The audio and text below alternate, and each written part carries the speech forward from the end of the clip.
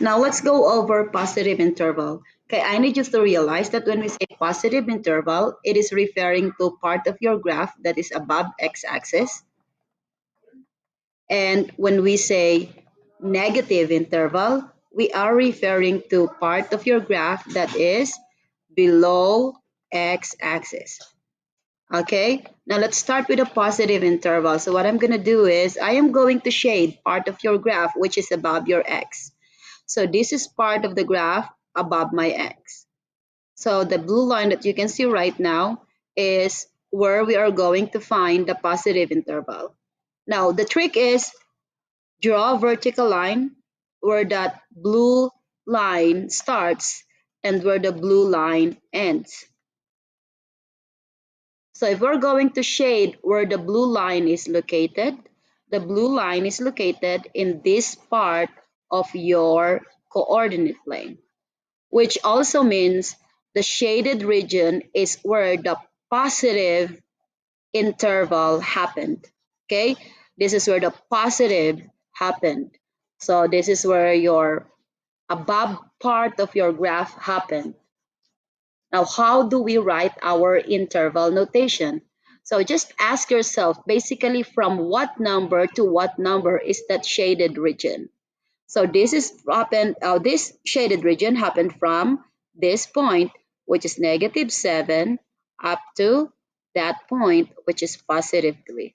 So this is your positive interval because this region is where your part of the graph that is above your x-axis happened.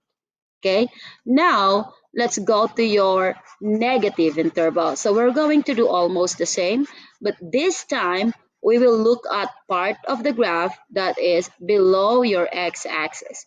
So I'm going to use red font for that.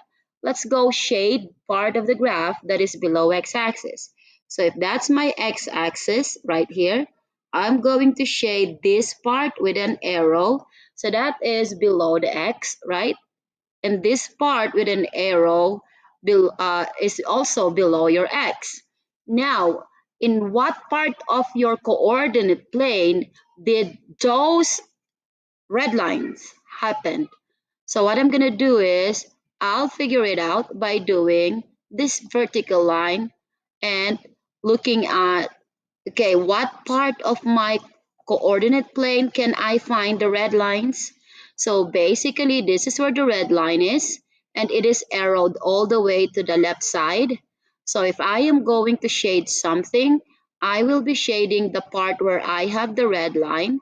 So this part is my negative interval. So this is where I'm going to get my negative interval because this also means that my below the x part of the graph is located on this part of the coordinate plane. Okay, now it is all the way to the left, shaded with red, all the way to the left because this line has an arrow.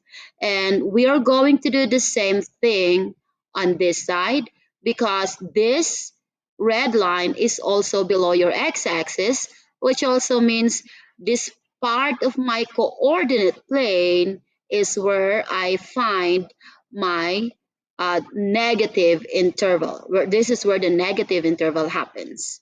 Okay, and this is arrowed, so that means it goes all the way to the right. Okay, all the way to the right. Now, there are like two shaded regions, so that also means we will have two intervals or two um, interval notation. Okay, so let's go check our first red region. So from the left, so the red region happened from what? Because this is all the way to the left. So I would say that's from negative infinity. And the red region happened from negative infinity up to this number, which is your negative, what's that number? 7. Okay, and for this region, it happened from 3 up to all the way to the right, which is +7. So see from 3 to +7, from negative infinity to -7. So that's how you get your negative interval. It would help if you shade them. Okay?